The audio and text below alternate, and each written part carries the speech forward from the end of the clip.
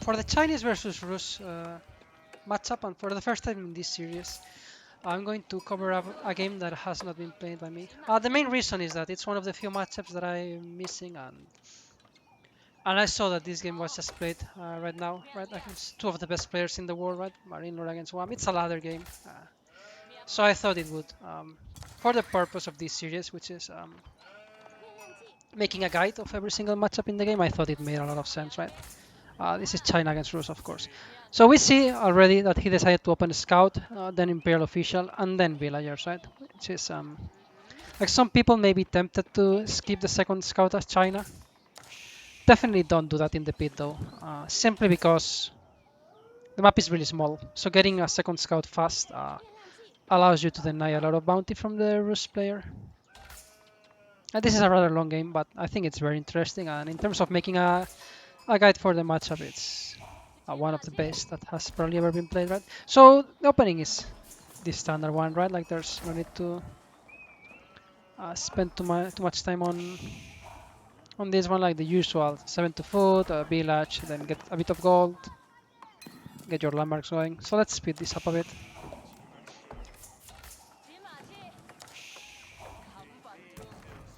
Like 7 foot, 3 gold, and go for both landmarks, right? With the supervisor buffing the mill and from time to time just getting the taxes and dropping them, right?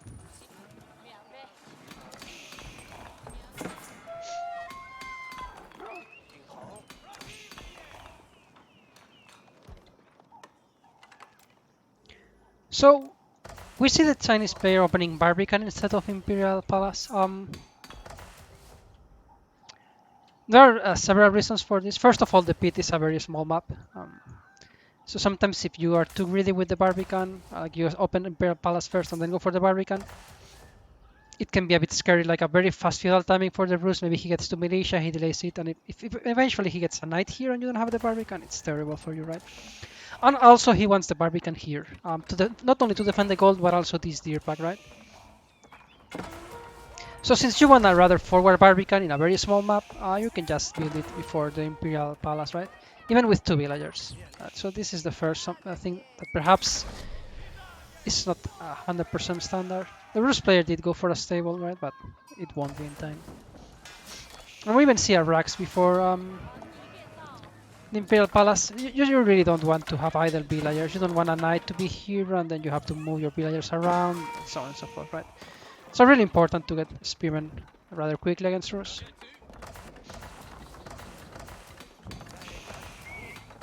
And now he just power builds the Imperial Palace to eventually get those that Song Dynasty with the faster production, right? And meanwhile working towards a second TC.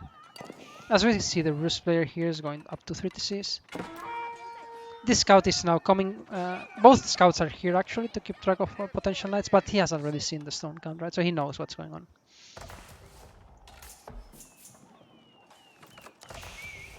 So the Rus player will always try to find damage.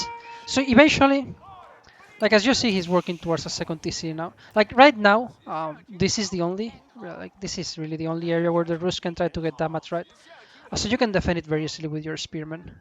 But once you eventually want to move and make a second TC, let's say here, you also need the Spearman here, right, to defend the Knights. The Barbican isn't enough. So then you leave some holes here. So that's why he's walling now. Just so that when he goes somewhere else to build a second TC, this is already protected by a wall, right? Because any knight coming through here will get hit by the TC. So it's actually very valuable to spend 40 wood on this wall. And the knights will dive a bit, but they won't really find any damage, right? French knights are a different thing because they can charge and then one-shot your villagers. Rus knights need 3 hits regardless of whether they charge or not. So they are not as dangerous, right? This is a bit annoying, but again, no villager lost. But it's still annoying though, the fact that he had to move the villagers and idle his entire wood income.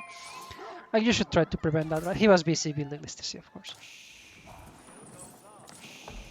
And now once the second TC is done, we start getting every single eco upgrade, right? As China, you get usually like half of the cost of the upgrade back in taxes, so there's no reason to not get most of, or even all of them, right? Eventually, I think even forestry you can get as China rather quickly. So these militia were used to create some economic damage. So as the Chinese player here, when the Rus player does this, you can already more or less guess that there won't be a feudal all-in or a feudal timing or anything along those lines, right? Because if he was going to go for such a play, he wouldn't use his militia on doing economic damage, right? Like this should be telling you that this is a very economic play from the Rus player into castles and so on, right? Which in a way, the Chinese player here should have known already simply because of the triple TC opening. But still, like a double confirmation if you want. Notice he is building the TC over the deer. I'm not building the TC afar and then a mill to supervise it. This is much safer in order to garrison villagers. Like let's say the TC is here and you have a mill here and the Imperial official supervising it to get the 20% extra. Against Knight Sips, it's really risky. It's very likely that you just get raided or just annoyed with archers, knights, and eventually you end up losing a few too many villagers. Right? This is a standard setup, like few spearmen, few Chuganu, just to defend anything. Then again, this scout is, I mean, he's not really seeing the age up, but he can more or less know, given the amount of gold the Rus player is gathering, right? Like 13 villagers. This is not for night production. And if there was any doubt, you see the Raxes now, so you pretty much can know this is men at arms, right? Really important to scout what the Rus is up to.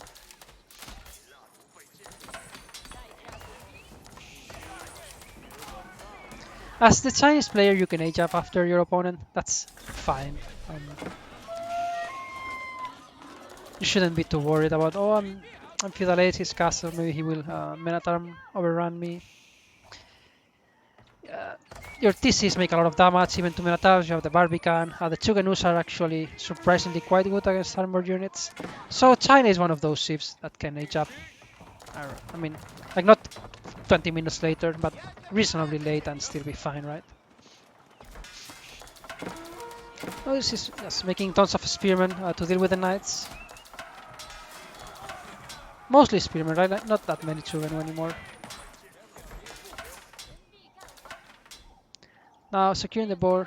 It's kind of nice when you have the boar at the same side as your TC, because it's really smooth to just send 8 villagers, right? And also one wall kind of defends everything. This is a good, some damage from the Rus player, right? But you're 10 villagers behind. It may be a bit worrying. But keep in mind as China, if you get to the very late game in a reasonable shape, you can be happy, right? This is even, again, one finding here some more damage. Very, very active play with the knights, very, very good, I would say. Textiles really important against knight civilizations that have knights in feudal age. Against knights in general, just research textiles. So now something quite important and something that you have to be aware of as the player going very late into Castle Age is relics. You cannot gather them obviously because you're in feudal age, but you can definitely deny them, right? Or at the very least try to. Like for instance, like just by looking at the map, this relic here and this relic here should be extremely hard to get for the Rus player. This relic here is hard as well. I mean, it's behind the wall, right? But it's not that impossible. Like, look, you can just maybe kill one of the walls or maybe chop through a bit. Even though it chose to make this palisade wall in such a way that chopping through is actually quite hard, right? You need to get rid of at least these two. Maybe one more.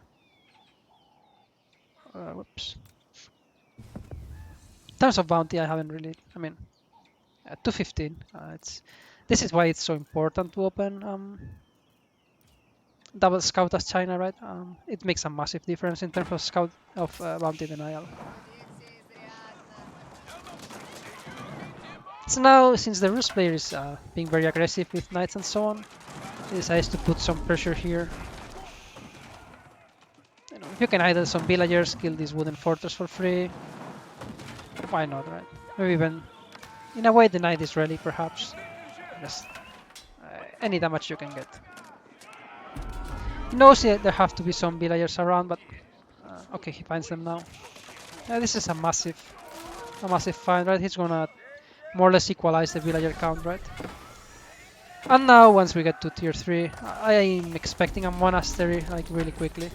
Yeah, like, the most important thing, if you're not under under a death threat, is getting those relics. I like securing at least two. As China, I feel like in most matches with just two relics we're fine. This is the chop through we mentioned, but this wall is. I mean, I assume this is intentional by Marine Lord. Like this is a very properly placed wall. You have to chop through like an entire forest to get through. And this gave him enough time to just deny it with a few units, right? He's understanding here how important relics are.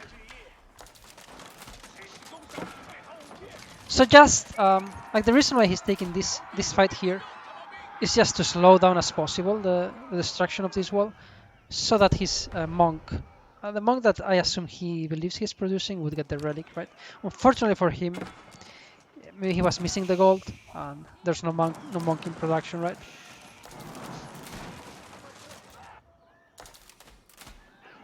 So now the RUS player could get this one. A crossbowman, of course, really important when using Menatar, when using knights. As soon as you hit castle it, you can yeah, perfect, right? Like just buffing one of your archery ranges just to get as many crossbowmen as possible, right? But the only reason Wam is attacking here is to secure this relic, which he already has done. So I would expect a retreat.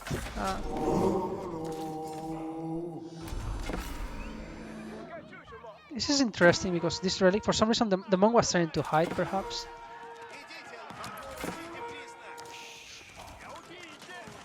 Another militia. So he wants to collapse here with the militia. Can he kill the TC?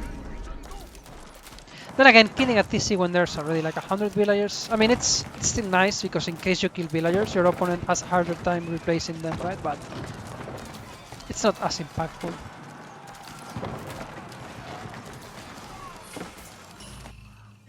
Okay, so this monk has got this relic and probably this one as well, right? So 2 relics, I think, is a reasonable amount. Like it's very playable as China in the late game if you have 2 relics. Like 0 against 5, even 1 against 4, it's rather hard because RUS is not a bad late game sim by any means, right? Notice that he's now working on his farm transition, right? After he's exhausted pretty much almost all the... like there's still few food here, but the boar has been eaten, the deer pack, the main deer pack has been eaten. The small deer packs have been eaten as well, since I can't find them in the map. Probably one was here, right? So yeah, you really need to delay your farm transition, I guess, until the relics are out of the map, if you can. I mean, if you're running out of food and there's no more food to gather because you were fighting for 2 hours, then you have to farm transition early, right? But in theory, your goal should be to secure relics first by making the amount of units that you need to make to get them and not die, and then you can go for a more passive play, right? Especially in this map when you have these resources here, right? That will be pretty much yours regardless of what happens.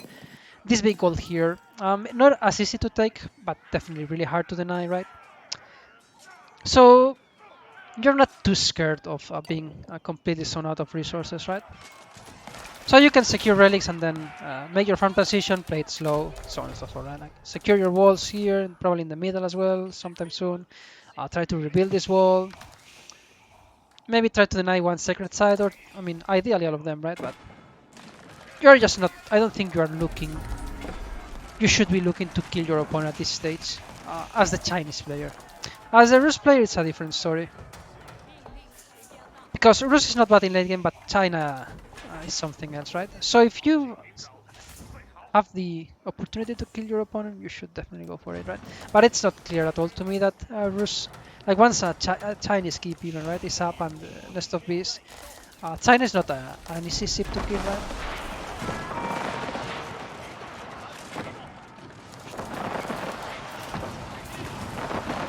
Let's switch this up.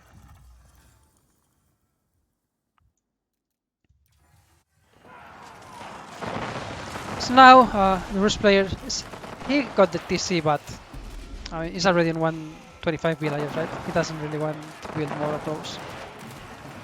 Momentarily triple secret site, but without keeps holding them, the Chinese player will more or less find a way to deny one, especially because since the Rus player isn't playing knights, It's the Chinese player, the one with the mobility in Castlage with the Palace Guard, which is faster than anything the RUS has, right? So this is something not necessarily happening every time in this matchup, right? If the RUS decides to play knights, then he's the faster one. But in this particular scenario, as a Chinese player, you have the mobility advantage, right? So you can do these kind of things, like just run bys to put some pressure as you deny sacred sites. You get walls, and most importantly, you make your farm transition, right? Because your income should be better than the RUS player. Once you get the setup with the triple granaries and so on, there are really few ships that can contest Chinese income. So now okay, I was about to say that maybe we saw the Imperial landmark here or here, but I guess it's too risky, right? Given how the game is spent, so he decides to just build it, protecting the farms, which is a very reasonable approach, right? Nothing against that. And now, because the RUS player was defending the Palace Guards, which ran to the corner, he found he thought he had maybe a timing here, or not a timing, but you know, he could put some pressure here. Why not, right? Maybe rebuild this wall. I get a sacred site for yourself. All these things, right?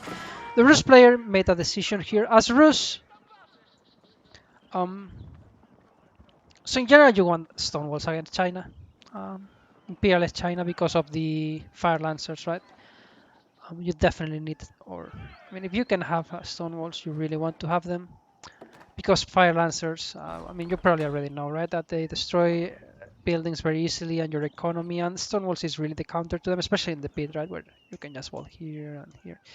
But this landmark, especially if you want to go for the early Imperial win, is amazing, right? Because with this upgrade, your ramps are on the light web beams, which I assume the RUS player has. He doesn't have yet, but he probably should have.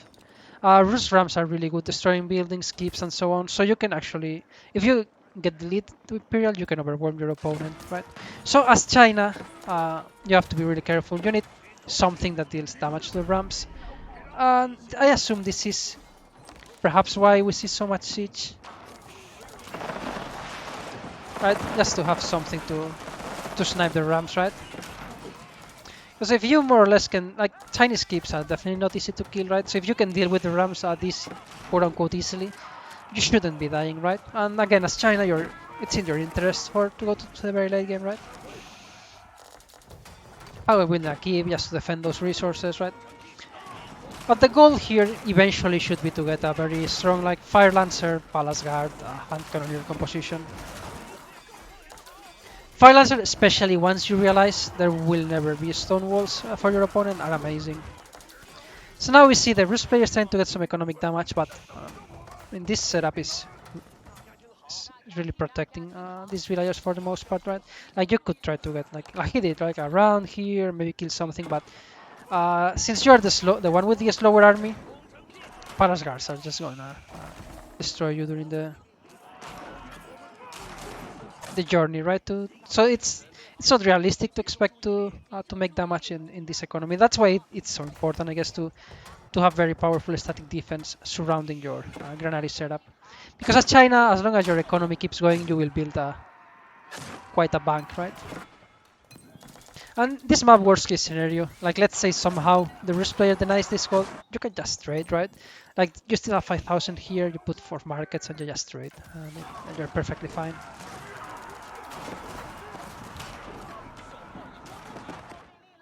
I missed this, but he killed this with Rams, I assume. He's constantly making Rams from... And this is actually quite important as China for your very mobile units to get damage done. If you can deal with the walls before you actually go for the raid, the faster it will be, right? Like if there's no wall here because the Ram took it, your Palace Guards or Fire Lancers will get much faster to your opponent's income, right? And now we start to see this hand cannon transition that is actually meant not to make economic damage but to actually win fights, right? And meanwhile, Springals are still sniping rams, right? Like they ignore this range armor, of course.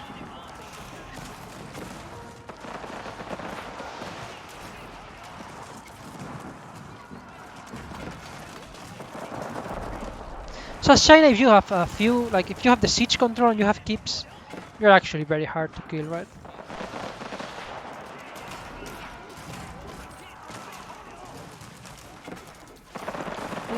The RUS Springals have 0.5 more range, but they need more hits to kill your own Springals, right?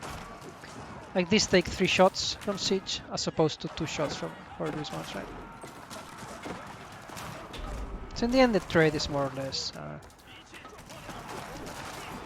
like the Rus player gets the first shot, but just China are more tanky. Depending on numbers, it goes one way or the other. Yeah, these ramps are constantly going to try to make holes, maybe even get buildings, right? It's just wood, so why not just make ramps here and there? And this is the important thing also, like because the holes were done, Palace Guards can just sneak really quickly and just get into your opponent's economy, which is what you want to be doing in this stage of the game, right? So yeah, first of all, secure your income and then try to get damage in your opponent's income, right? That should be the mentality in general, but especially as China, simply because your income should always be better.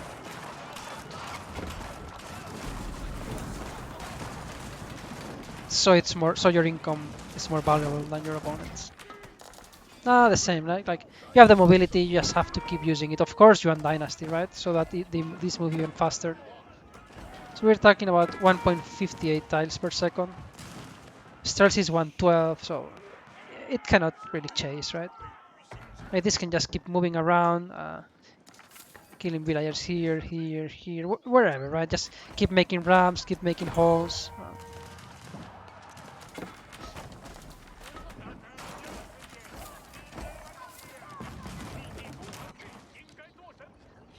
Keep rotating just to find damage wherever you can, all these things, right? Now, yeah, the trade we mentioned, like this gold ran out. He's still gathering this gold, but it's unclear that he will be able to hold it forever. And even if you do, eventually it will run out as well, right? So why not add some trade, right, with some stone walls?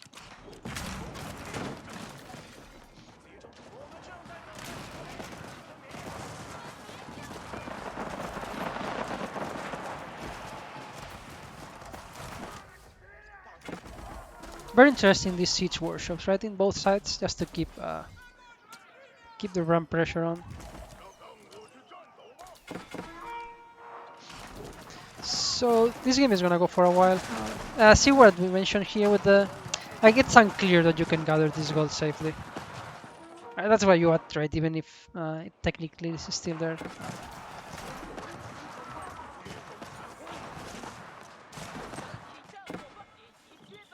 This is a very healthy farm setup, but yeah, I mean when you have a food bank and not so much wood, it feels awkward to add more farms. But at some point, I believe, how many is it? 41. Although there are 50 farms, right? It's perhaps you want to go a bit higher, right? But maybe not yet. Okay. This is the I assume Fire Lancer transition. All right.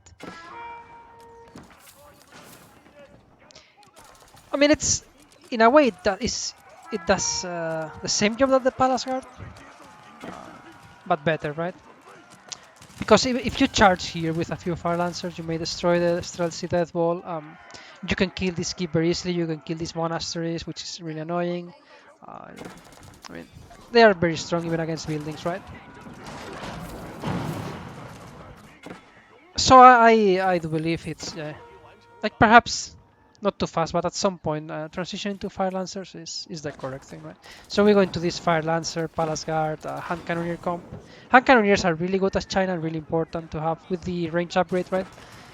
It's so in a way it's like longbowmen as opposed to regular archers. I like the extra range is just amazing in range units.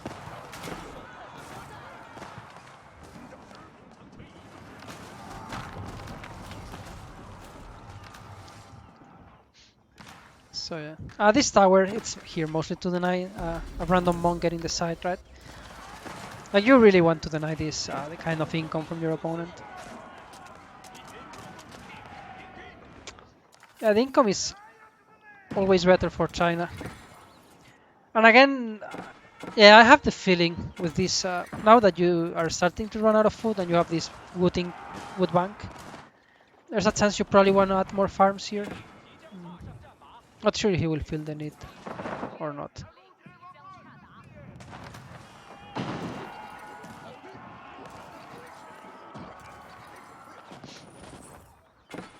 Maybe 41 is fine. 50, maybe 50 is fine.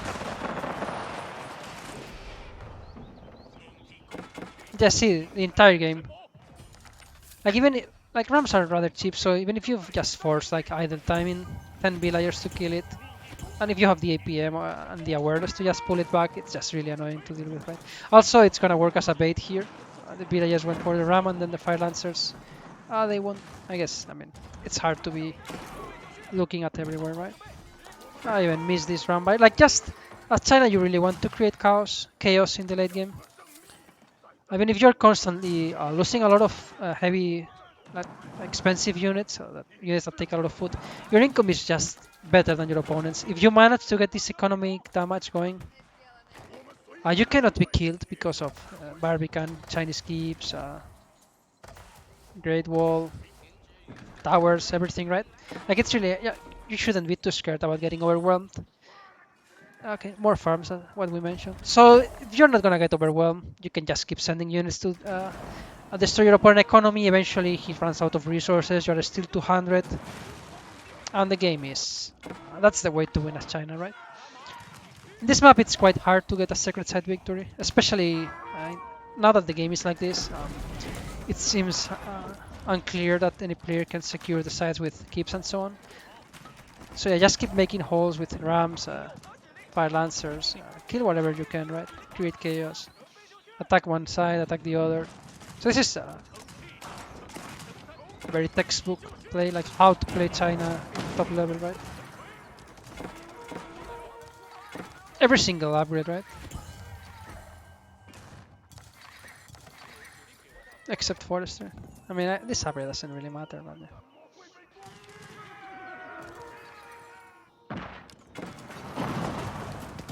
If the RUS player was playing Knights or Horsemen, I think we would be seeing Spearmen from the Chinese player and potentially even Stone Walls. At least in one of the sides, if not both. But because the opponent has kind of surrendered the mobility, um, wooden walls already give you enough time, right? Like stone is a very valuable resource at this point in the game because it's really expensive to buy stone. So you just don't want to make stone walls just because, right? Because keeps are, especially when they get destroyed from rams and so on, keeps are really valuable to hold secret sites, which is passive gold income, right? So now these games can be a bit frustrating at times because you may have the feeling that will never be able to break through, right? So it's really important to keep putting pressure here, especially when your opponent again has no stone walls. As a Chinese player, you really have to get these raids going like all the time, and eventually try to find reasonable trades against the enemy army. But as you may have noticed, the Chinese player here is rarely ever looking for a straightforward fight against the RUS army. It's just really defending and trying to get raids going, right? Even I mean raids even with 40 palace guards or 40 fire lads or whatever. But the goal, unless it's a very clear engagement like this one, or you just have to defend yourself, you really don't necessarily want to fight that much against the Streltsy Menatarm Death Ball.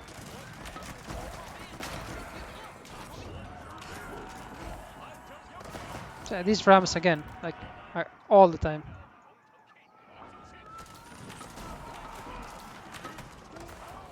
I wouldn't even mind like if at any point he can get a keep here, but the stone, like I guess you can sell 500 gold. I mean not 500, but whatever it takes. Because this looks really scary right now. So yeah, hit and running with your 25 hand cannoneers with massive range is obviously very powerful, right?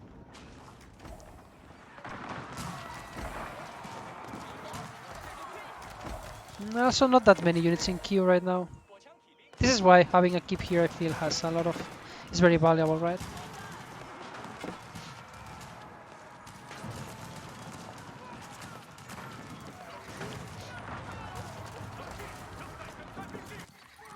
And as always, even when you are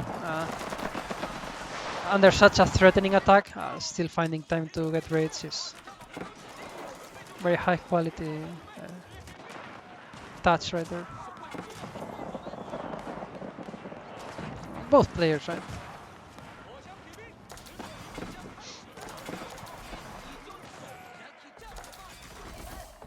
But yeah, just look at the income. Like it's just always. I mean, not even that better because RUS at this point, I'm pretty sure he has over 500 bounty, right, due to the deer from the landmark. But still, Chinese income is simply better.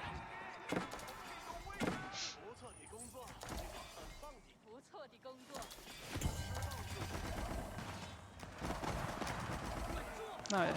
Dealing with this army. Again, the same, like Rams just being annoying.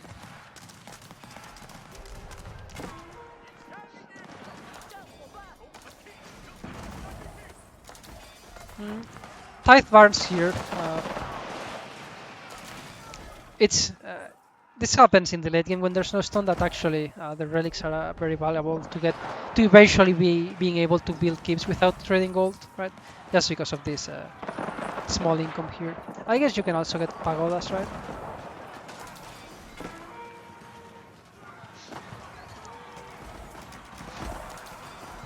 It would be probably a bit better to have like couple pagodas, but not that massive.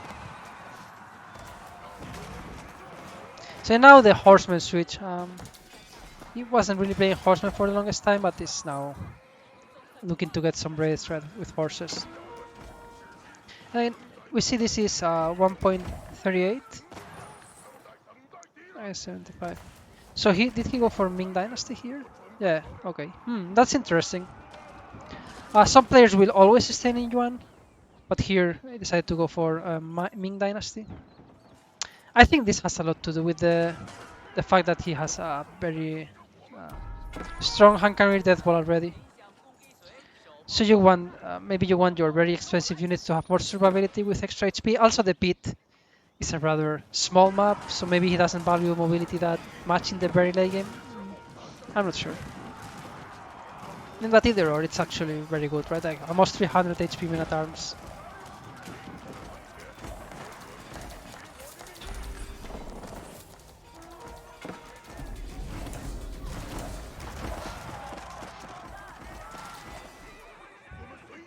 Chasing down the raiders with palace guards.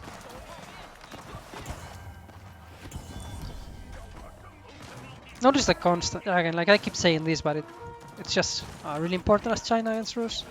Just keep making holes from which you can raid on later in a more smooth way.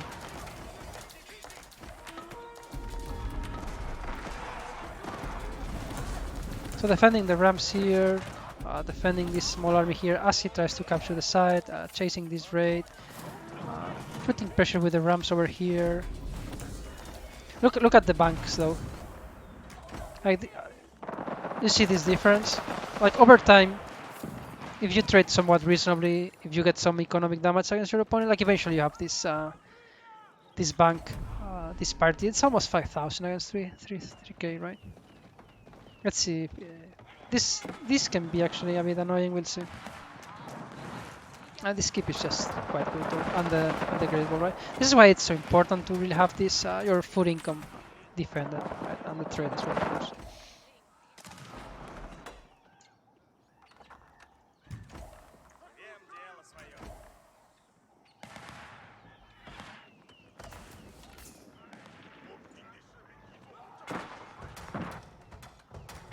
Repairing this keep, it helps defending the trades, right? So why not?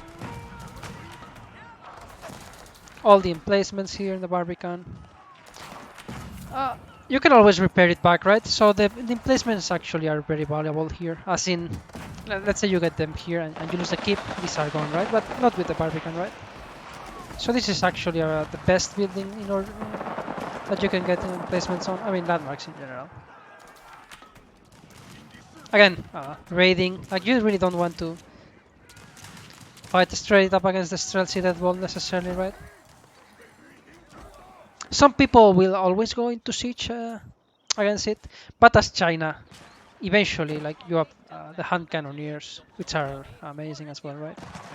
Especially once you get the economic lead, right? Like eventually even if you're trading poorly, if you can make 5 armies and they can only make 2, you should win the game, right? So yeah, splitting the palace guards a bit, trying to get as much as possible done, and when he's chasing them with most of their army, just push somewhere else, try to get some strategies. Just in general, just look for either economic damage or reasonable trades. Not even necessarily favorable, just reasonable. Like if you trade evenly and you have 10 times the bank of your opponent, that's already amazing for you, right? And yeah, at this point, I feel like the RUS player is already in a really rough spot, right? I think this was a very high quality game from both players here.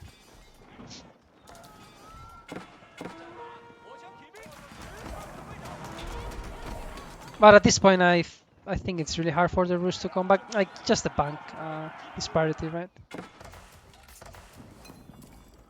I mean, this gold is still here. Although gold in the pit in particular is not such a big problem, right? Because trade is not that hard to secure.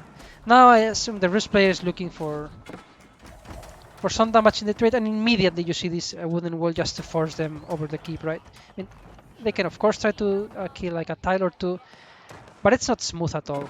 To just constantly having to rally over one tile, like it gets re-walled and you get busy with something else, and the next you see is your entire army against the keep, right? Now, I mean, he's definitely dealing with the RUS economy here, right, by destroying the trade markets. Fire Lancers again amazing at destroying buildings. So as soon as he saw this push in the left, he realized he could go for this play, right? So now, as a RUS player here, you are maxed, but you don't have a bank. You know that your opponent does. You don't know. He probably doesn't know it's this much, but you know that you're in a rough spot. You just lost your trade. So what do you do now? Like, can't you reasonably try to go for the kill? I don't think so, right? I think you have to try to rebuild your trade route. And as the Chinese player, which is the side we're analyzing here, just continue doing what you've done until now, right? Like defending wherever you have to defend, like with villagers you kill the rams, with keeps you more or less deal with the army, with the reinforcements as well, and just keep looking for reasonable trades and economic damage, right?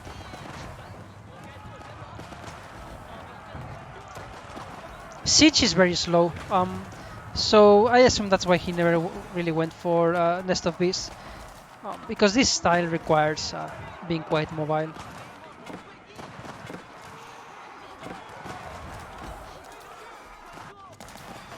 This keep looks like it will go down. The RUS player been getting his own keep here just to have a fallback point, right? To actually get rid of the trade. Like, if you're not trading and your opponent is trading, you're in trouble, right? So he definitely wants to get rid of the trade, but not. As a China player here, not gonna allow it, right?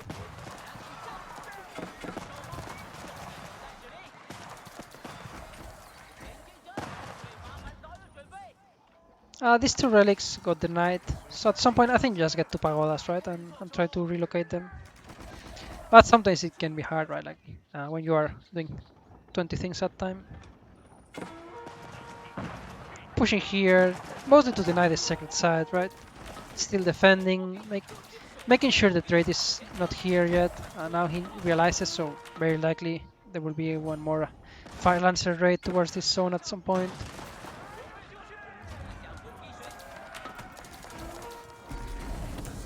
And not just Fire Lancers, but the entire, or most of the army, right? Meanwhile, full wall here. So it's a bit more protected, right? This stone wall here and the keep here are all, like again, really important. Like the most important thing at China is that your economy is safe, and the second most important thing is that you keep doing economic damage to your opponent. But by far the most important thing is that this setup never gets disrupted. Your economic setup is more valuable than your opponent simply because it's much better, right?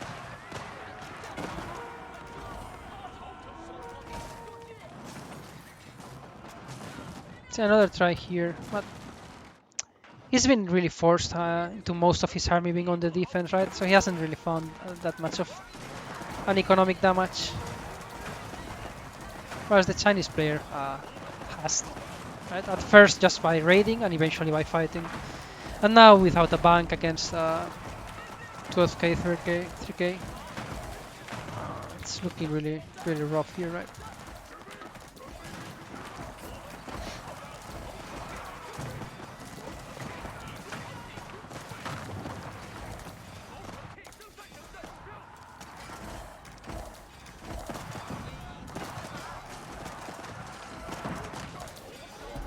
Yeah, the RUS Rams have really not. They are better technically, but the Palace Guards are so good, so mobile that, and the Fire Lancers as well, that he's just. He's always been very aware of those Rams and has dealt with them perfectly, right?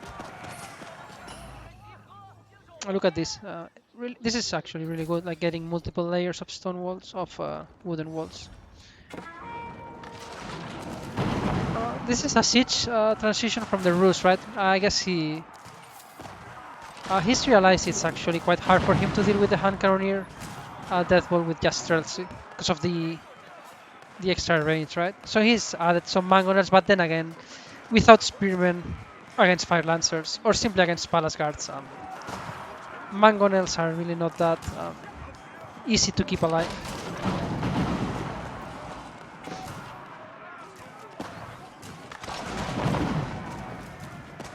A very good hit and run here by one.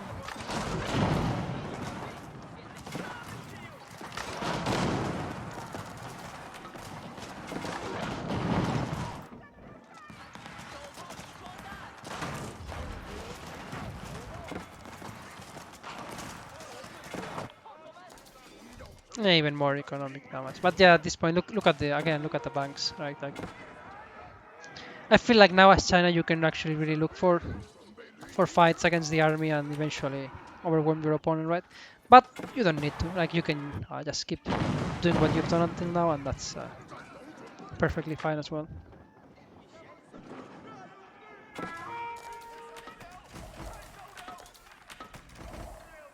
Uh, does he not have the university upgrade for the extra HP?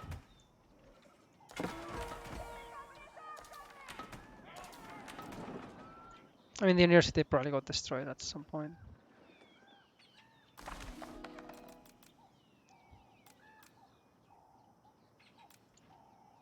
Anyways.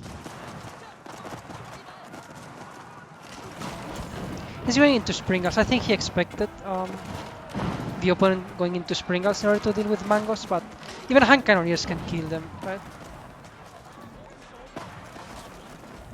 Each shot it should be like 12 damage to the Mangos, so that's enough to one or two shot them.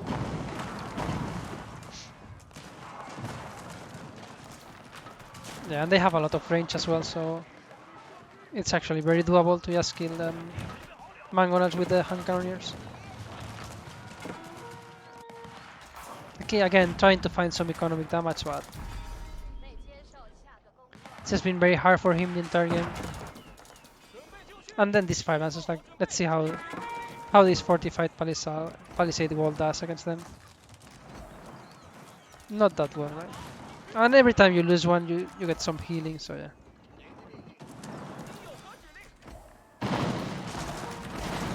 Yeah, see how they snipe siege.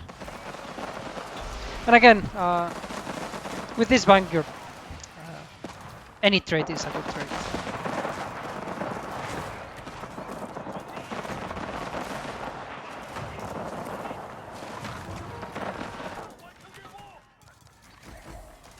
Forcing some units to the left and putting pressure on the right.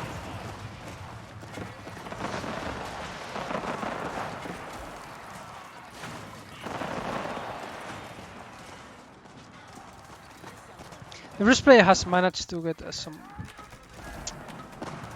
reestablish their income, right? Their food income, their trade, and they are starting to work towards a bank. But I feel like China just put a lot of pressure here, and eventually you overrun your opponent, right? With all this production and this bank, you can get an insane amount of units all the time, right? In perpetual rally. Yeah, again, more economy damage here.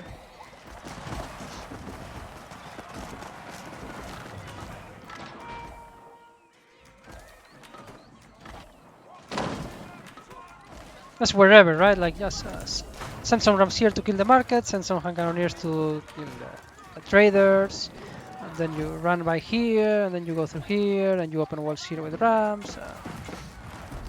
This is a very um, hard to play style, but for sure the correct way to play the matchup, right? Then again, if your opponent gets stone walls, I mean, I guess the same principle applies. It's just that your rams take a bit longer, right, to create those holes, and you can only create them with rams because fire lancers cannot attack stone walls. So probably against China, you maybe want to go for the Spaskaya, right, to unlock stone walls. Ah, yeah, this is oof. That's a lot of damage, and then no bank anymore, right, against this.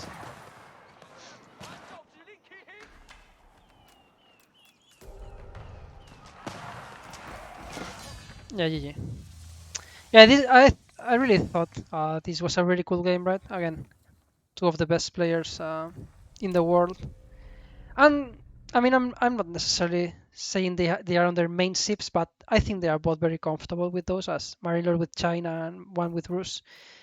So I thought when I saw this game, I realized that it would make a lot of sense to make the China against RUS guide out of it because it features every stage of the game, and I really think it's very correctly played from both sides. So yeah, hopefully you enjoyed this guide, and see you tomorrow on the last one. Have a good one.